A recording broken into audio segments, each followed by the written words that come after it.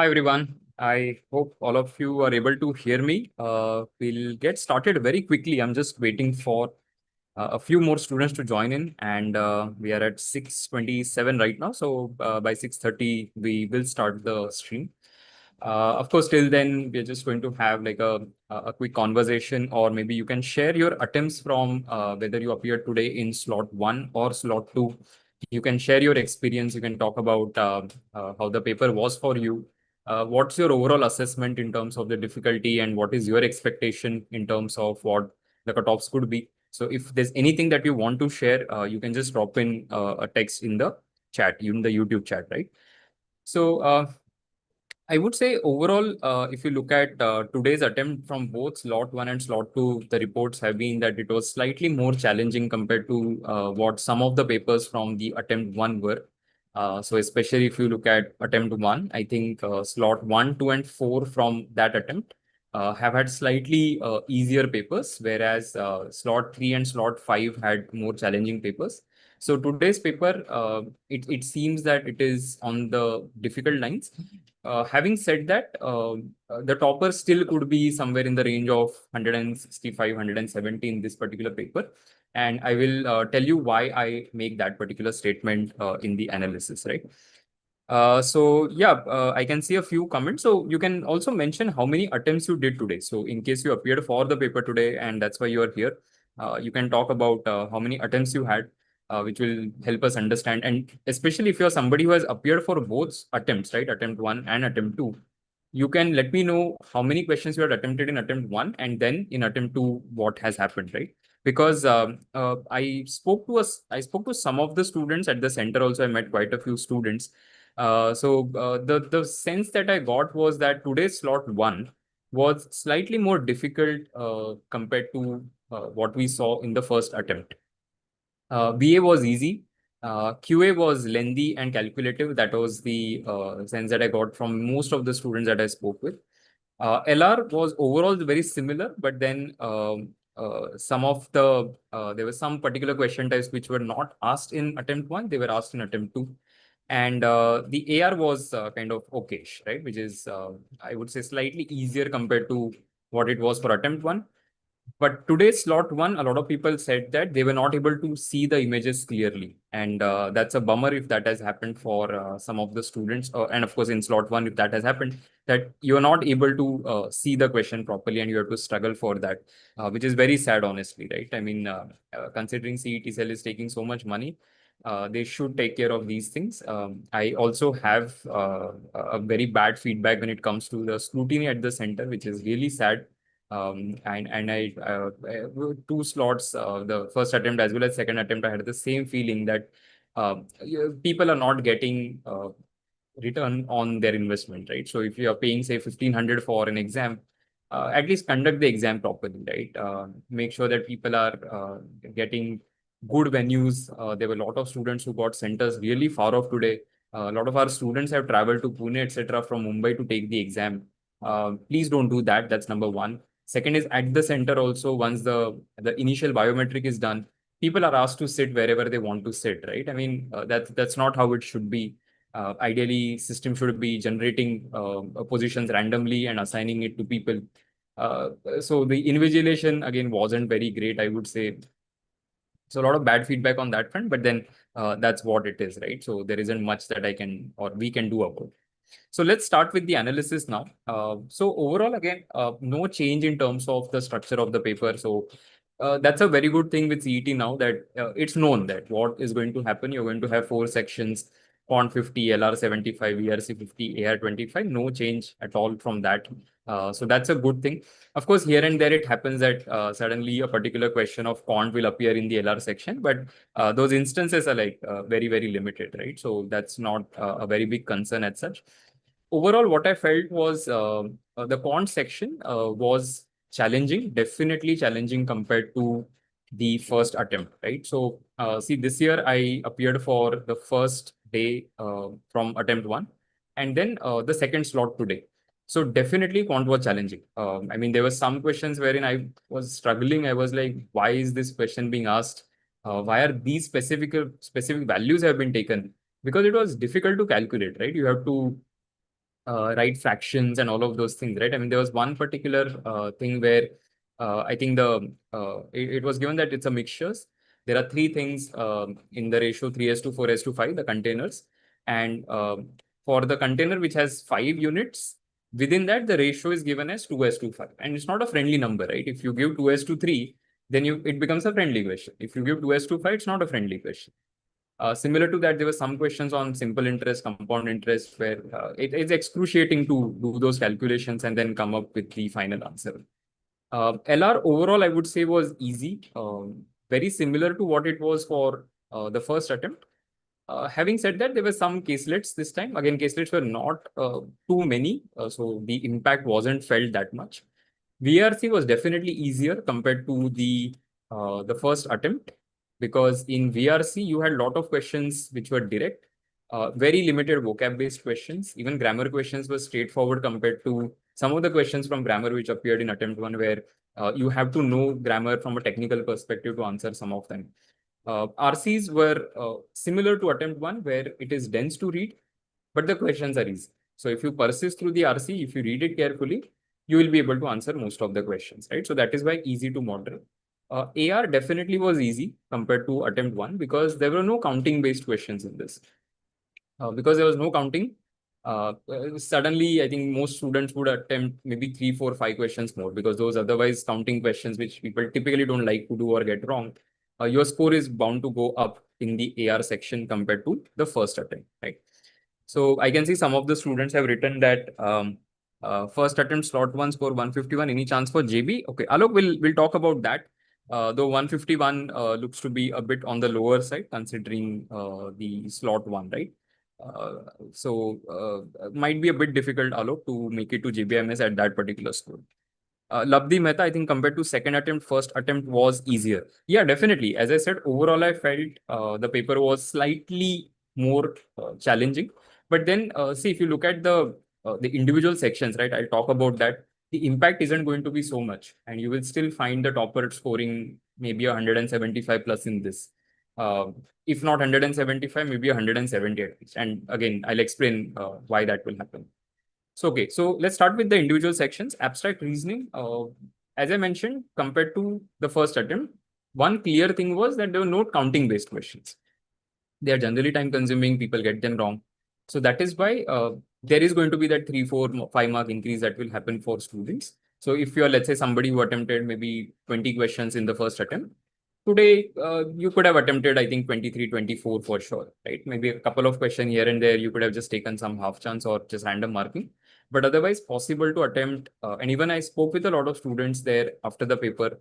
About 16 to 17 minutes, a lot of students had completed abstract reasoning as a section.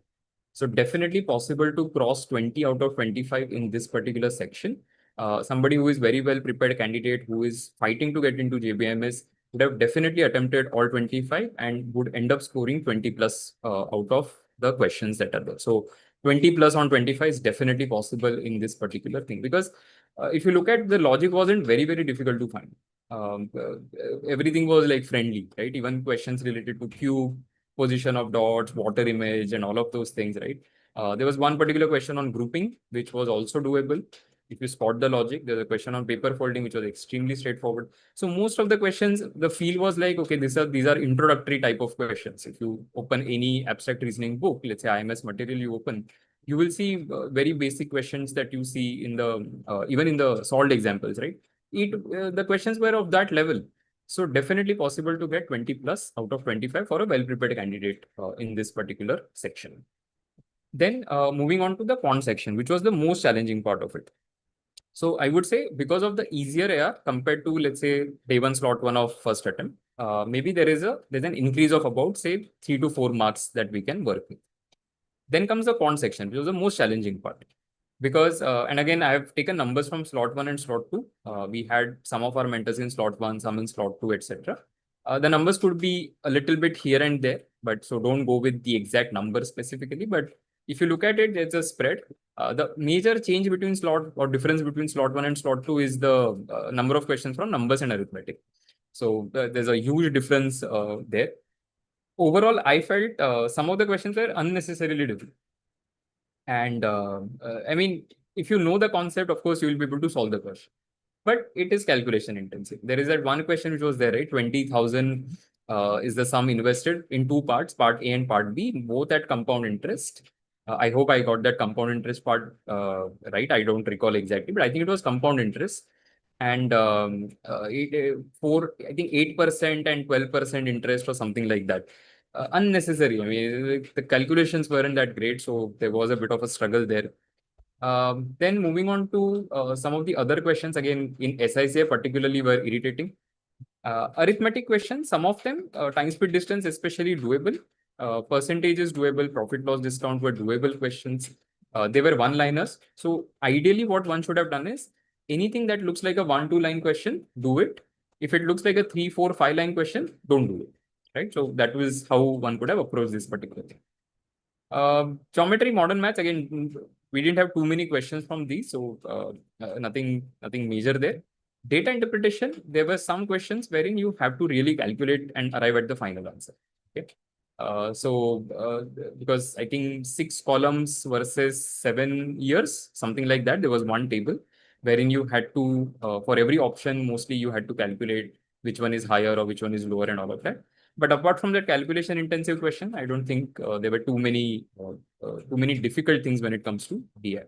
So overall, I would say somebody comparing with, say, day one slot one versus this, definitely there will be a drop of maybe somewhere in the range of 7 to 8 questions that one could have solved. So we had AR, which was about +3, +4, and we have this, which is about -7, -8, right? Then moving on to the LR section. Now, LR, the only difference that we saw was, of course, caselets were there. Some of the question types had just one standalone questions, like selection criteria, for example. There was a question, there were multiple questions related to coding, decoding. But if you look at questions on directions, questions on family tree, questions on alphanumeric series, extremely straightforward. You will not find anything which is challenging from these questions. So that is where the problem is. With CET cell, the way they have been conducting CET, if you set an easy paper, it is going to be problematic for the students. So that is why it's better to have slightly challenging papers.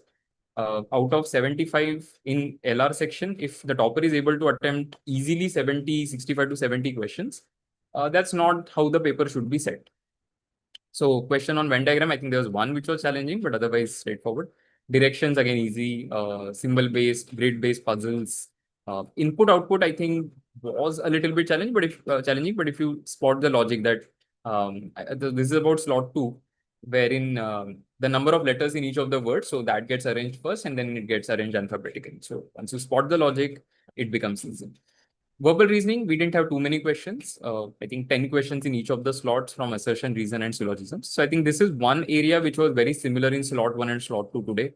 And there weren't too many complaints about. So it appears that this is easier compared to what happened in attempt 1 for most of the slots. And that is why you can expect the score to go up by about +5 here, right? So +3, +4 on AR is about where we were. +5 to maybe +8 also. That may happen for the LR section, considering the questions types which you see here, most of them were easy compared to the attempt 1 that happened. And then finally, on the VRC front, again, compared to attempt 1, what was different? The difference was obviously the level of difficulty of some of the questions in grammar, they were easier here today. We didn't have a lot of questions on vocab. Direct vocab questions were fewer. RC, very similar to what happened in attempt 1, dense to read, but questions are straightforward. So if you read the RC, you will be able to answer most of the questions. A good strategy would have been to read the questions first and then read the RC, but it doesn't really matter, I would say. So overall, I think one can still expect maybe a +3, +4 mark kind of a thing that will happen in the VRC section. Okay. Some of the parajumbles may be a bit challenging. Some of the RCs may be a bit challenging to read. But so people could have maybe skipped a couple of them. Out of 4 RCs, one could have skipped, let's say, 1 or 2 RCs. Even with that, you would have been in a position to attempt the rest of the paper. So I would say maybe a +3, +4 on the VRC as well. So +3, +4 for both AR and VRC. That will contribute to an upside of about say 6 to 8 marks. A 7 to 8 is, or a 6 to 8 is what I think in LR as well. So anywhere between 12 to 16 mark upward movement, and somewhere around a like an 8 drop on QA maybe. So you're still looking at like a plus rate, right? Which means that if and I would say overall, right? So this is not specifically about the topper. Uh, Looking at this, I think people who have appeared today, right, they would find the paper overall to be challenging because of quant. It's not because of anything else. It's because of quant that you find it challenging. If you had decided not to spend too much time on quant, you would have done very well today. Okay, but of course, the decisions that you make in the paper is part of the entire test taking. So it's always easy to talk about it post mortem. So the post exam thing we can always do easily, but during the test you have to take those calls, right? Now let's look at the topper, right? So after the first attempt, I had made that statement that there could be topper between 170, 175. The reports that we have got initially have been that the topper is in fact 175 or more. We don't know exactly, but we have seen people getting 173, 175 and so on. Now, today's paper, I would say very similar to that, because say a very well prepared candidate, right? Very good candidate for JB. Definitely 23 odd, 20 to 23 in AR possible. Somewhere around 43-ish in VRC possible. That takes you to about 65, 66. Definitely possible to hit a 65 on the LR section. So total becomes 130. And if this person ends up doing, say, even 40 questions on QA or 35 questions on QA, the person ends up hitting 165, 170. So topper still will hit 170 or more, I think, in this particular paper. Like that's my hunch, but looking at the way it was, I think it is going to happen again, right? So you're going to have topper in that particular range for slot 2 at least. Slot 1, I'm not very sure about it because some people found it to be slightly more challenging. Even then, maybe 160 plus is possible because as you saw from the first attempt, right, that even in challenging papers of CET now, people are able to get scores of 165, right, like a topper. If the paper comes out to be slightly easy, maybe 175, right? So you can look at slot 2. My guess is going to be like 170 is the topper, or slightly maybe more than that. Slot 1, I'm not very sure about it, but again, could be about 165 to 170, right? So that's it from my side. If there are any questions, we can discuss those questions. Otherwise, we are more or less done with the overall analysis. Now, what happens from here, right? Let me just explain the process to all of you. So, firstly, CET is being conducted twice for the very first time. So, we don't know exactly how they're going to process the results. But what we know based on the documents and everything that they've released is that they are going to take the best percentile that you get. So, you're going to, let's say somebody has appeared for both attempts. You have percentile from attempt 1, you have percentile from attempt 2. And the best percentile will be considered for the final merit list creation. For attempt 2, similar to attempt 1, you are going to have the response sheet that will be released. Now, considering it happened after about 3 weeks, I guess when did they release? I think 2nd May is when they released, and the paper was last on 8th April. So that's slightly more than 3 weeks. Considering now the exam is done, hopefully they will release it sooner. So you're going to have the response sheet released, post that the challenge and all of that. That will take some time. And after that, the results will come. So the results could be out anywhere between maybe 3 to 4 weeks from now, is what I feel, but they could process it earlier as well. We don't know. It may happen in the next 2 weeks also, right? So they will announce the final result. You'll have your percentile, and then they will float a form called the centralized admission process form. If you want to participate in the admission process, you have to mandatorily fill that form, whether you have appeared for CET or not. That doesn't matter. You need to fill the form, whether you're from Maharashtra or not from Maharashtra. You have to fill the form.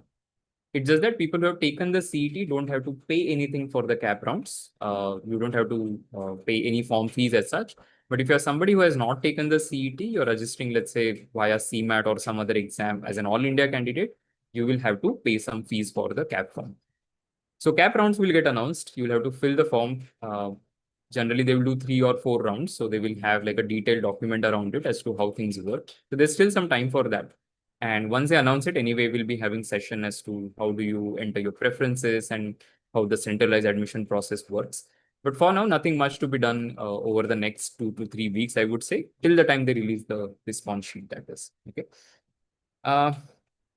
Karthik Bansal has asked, I am Trichy versus Raipur versus Ranchi versus IIT KGP. Of course, not the right stream to ask this question, but Karthik, what you can do is go to the B school zone. IMS has a B school zone. You can go there and you can use the compare feature to get insights. We also have standard advisory regarding second and third generation IMs. So you can have a look at that, which is there on the website. I stay in Bhainder and my center was in Panvel. Yeah, I mean, it's just horrible, right? The way they conduct these exams, in spite of asking multiple city preferences, you're giving people centers that are really far off, so much so that people, some of them have to skip the attempt. That's really bad. That's not how tests should be conducted. That same question was in multiple IMS mocks, so I did a no-brainer and marked 157 as to 53. Okay. Okay, I didn't know. I mean, that's the case. So good that you spotted it. I believe 157 as to 53 is the right answer for that question. Labdi Mehta, IMS will update us about the form break. Yeah, definitely. So it becomes like a major news. So once they release it, so you will have YouTube live session or recorded sessions on how do you fill the entire form and so on, right? For now, we will wait for the slot to response sheet to get released in the next few days. Once it gets released, of course, score calculation, percentile prediction, and all of that will do. And post that, we'll just wait for results before the cap rounds begin. Okay. So that's it from my side. Hope it has helped you all. And if there are any questions, you can always drop it as a comment and I'll try and get back as soon as I can. Okay. Thank you so much for watching. Wish all of you all the best. CET, the last exam of the season is done. So I think most of you can relax now. So yeah, wish you all the best and let's wait for the next steps, right? So great. Take care. Bye.